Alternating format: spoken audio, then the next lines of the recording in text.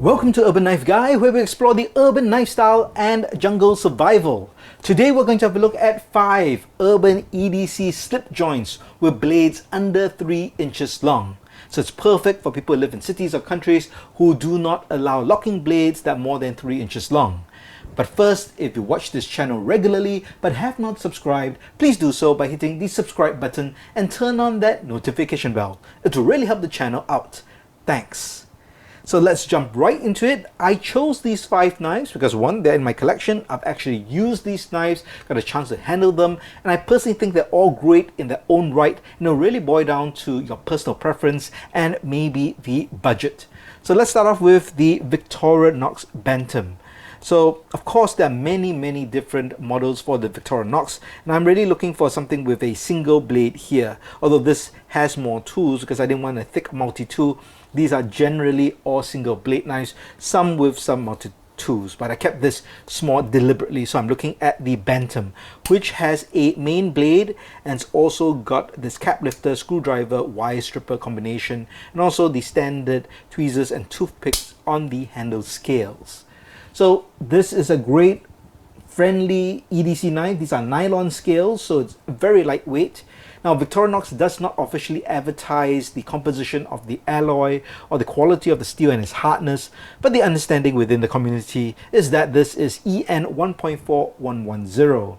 And I'm sure you already have a Victorinox knife.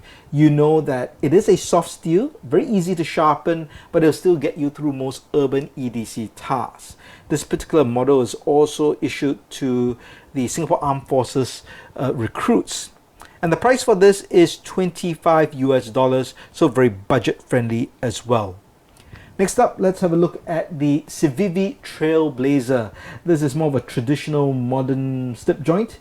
I know that's an oxymoron, right? Traditional modern, but what I mean is this looks more like a kind of a modern folding knife you'd expect to find or carry.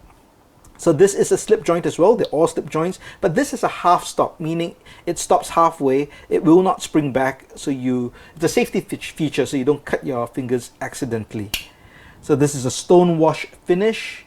The steel is 14C28N stainless steel, and overall this is a very robust construction. This is the biggest blade out of the lot, and if you're looking for more of this kind of a folder, this would definitely fit your needs. The price for this is $84.95 US.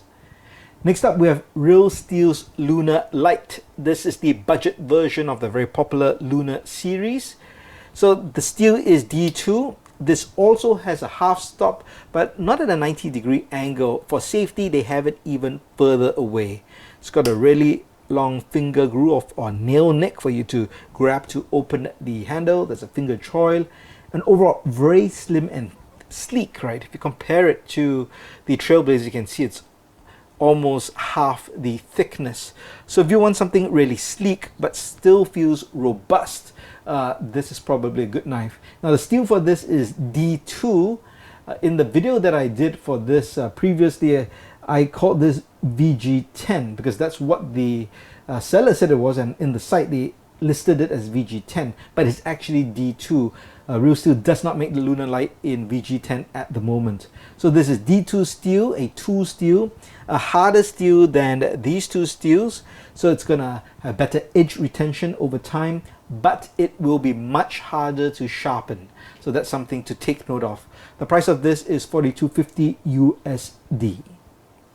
Next up, we have the Boker Tech Tool 1. So this is a Chinese-made knife.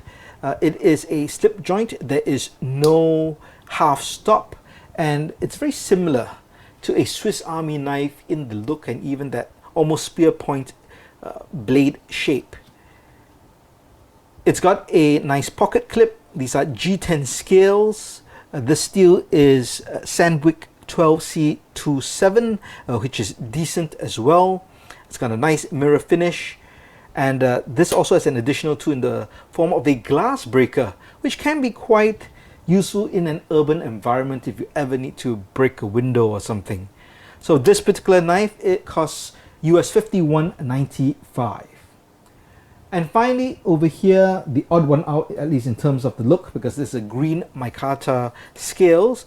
This is James brand, the Ellis. And this is also Sandvik 12C27, the same as the Boker Plus Tech 2 1. This has the combo straight and serrated blade.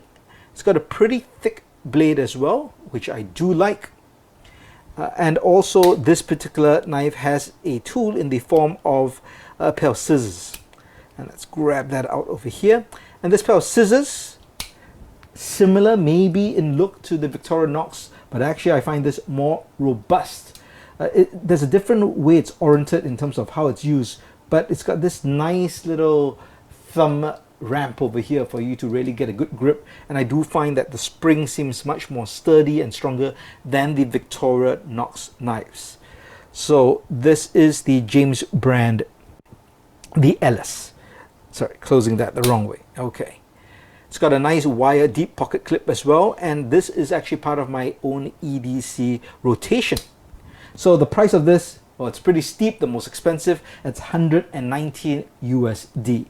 So there you have it, 5 different slip joints. So which do you like the most? Well, of course, you have to figure out which appeals to you in terms of the design, the blade shape. Maybe the blade steel might be important to you. Personally, I actually do not prefer D2 if I have other steels to work from, simply because of the sharpening. If you do your own sharpening, you know what I mean. It's much harder to get that fine edge on the D2. It's going to take a much longer time, much more effort, and it's going to be easier to sharpen all these knives. And if I'm using it for urban EDC, where I'm generally be cutting paper, cardboard, maybe cordage, it's not going to be very heavy use, but when I do want to sharpen and need to sharpen it, I just want to have it easy for myself. Personally, I do like all the knives. I think they all have a place. Some of them are in my rotation. Definitely a form of a Swiss Army knife is for me. But what do you think? Which of these do you like, or do you carry an EDC slip joint which is under 3 inches long? Let me know your thoughts in the comments below. If you liked the video, please give it a thumbs up, and if you like the content in general, please subscribe to the channel and hit that notification bell. Thanks for watching. Talk to you soon.